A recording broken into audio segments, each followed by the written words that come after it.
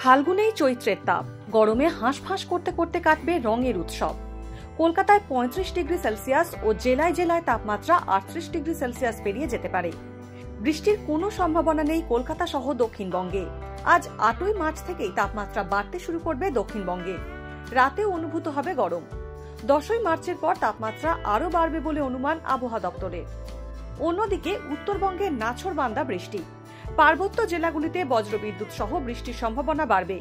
শনিবার উত্তরবঙ্গে 4 জেলাতেই বজ্রবিদ্যুৎ সহ বৃষ্টির সম্ভাবনা। তবে বুধবারের পর উত্তরবঙ্গেও তাপমাত্রা উল্লেখযোগ্যভাবে বাড়তে পারে বলে পূর্বাভাস দিয়েছে হাওয়া অফিস।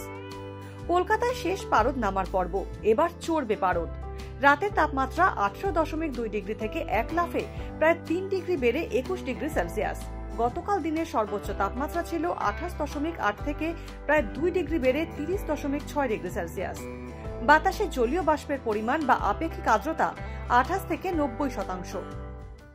ডাউনলোড করুন এই সময় অ্যাপ iOS ও অ্যান্ড্রয়েডের জন্য।